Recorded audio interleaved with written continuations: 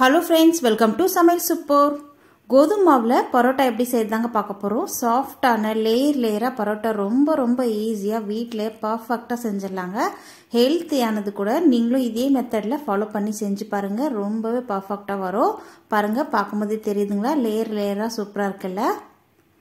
வீடியோக்குள்ள போறதுக்கு முன்னாடி நம்ம சேனலுக்கு இப்பதான் புதுசா வந்திருக்கீங்கன்னா நம்ம சமையல் சூப்பர் சேனலை சப்ஸ்கிரைப் பண்ணிட்டு கூடவே ஆல் என்ற பெல்லை கிளிக் பண்ணி வச்சுக்கோங்க. வாங்க இப்போ இந்த ஹெல்தியான வீட் பரோட்டா எப்படி செய்யுதுன்னு பார்க்கலாம். வீடியோக்குள்ள போலாம்.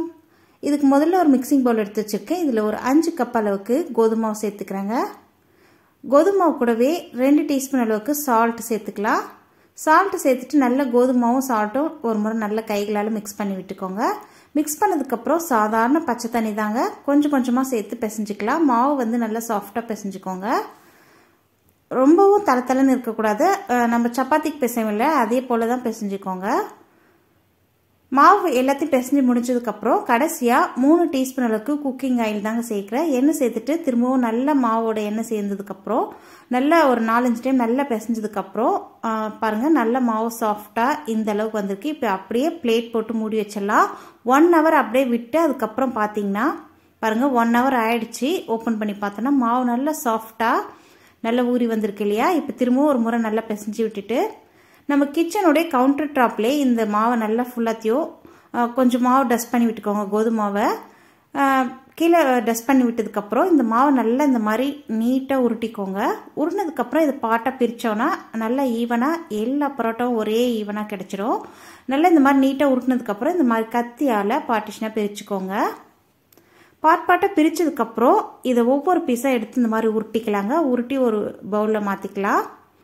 இந்த மாதிரி ஒவ்வொரு பீஸா நம்ம கட் பண்ணி உருட்டும் போது ஈவனாக எல்லா உருண்டையும் ஒரே மாதிரி கிடைக்கும். அவ்வளோதான் பாருங்கள் எல்லாத்தையும் உருட்டியாச்சு. இப்போ இதுக்கப்புறம் திரும்பவும் கொஞ்சம் கோதுமை மாவு டஸ்ட் பண்ணி விட்டுக்கலாங்க. டஸ்ட் பண்ணதுக்கப்புறம் நம்ம உருட்டி வச்சுருக்க ஒவ்வொரு உருண்டையாக உருட்டி இந்த மாதிரி நல்லா திரட்டிக்கலாம். நல்லா உங்களால் எவ்வளோ விரிக்க முடியுமோ அந்த அளவுக்கு விரிச்சுக்கோங்க. நிறைய விரிக்கவும் தேவையில்லை.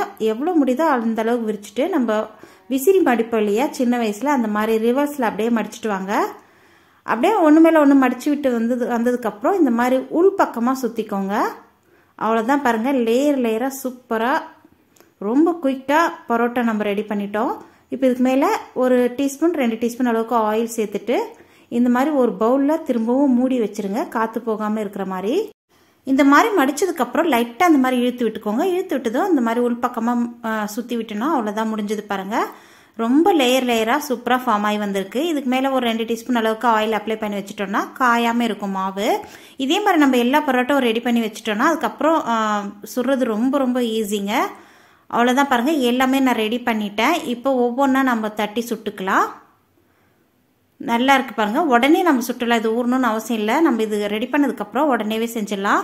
நீங்கள் இந்த லேயராக ஃபார்ம் ஆகிருக்கு பார்த்தீங்களா? இது நீங்கள் கையிலே கூட தட்டி செய்யலாம். அப்படி இல்லை இந்த மாதிரி சப்பாத்தி குழவில இந்த மாதிரி தட்டிக்கோங்க.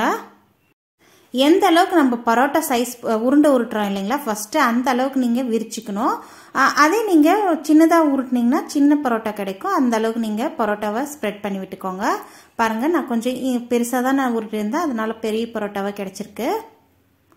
நல்லா தட்டும் போதே லேயர் நல்லா ஃபார்ம் ஆகி வந்திருக்கு பாருங்கள் தெரியுதுங்களா?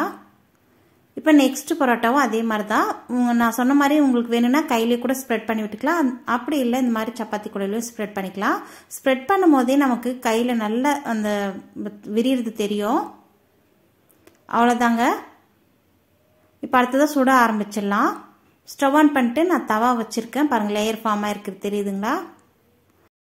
எண்ணெய் 1 டீஸ்பூன் அளவுக்கு சேர்த்து கல் ஃபுல்லாக நல்லா ஸ்ப்ரெட் பண்ணி விட்டுருக்கேன். அடுத்ததான் நம்ம ரெடி பண்ணி வச்சுருக்க பரோட்டாவை இந்த மாதிரி ஒவ்வொன்றா சேர்த்து வேக வச்சு எடுத்துக்கலாம்.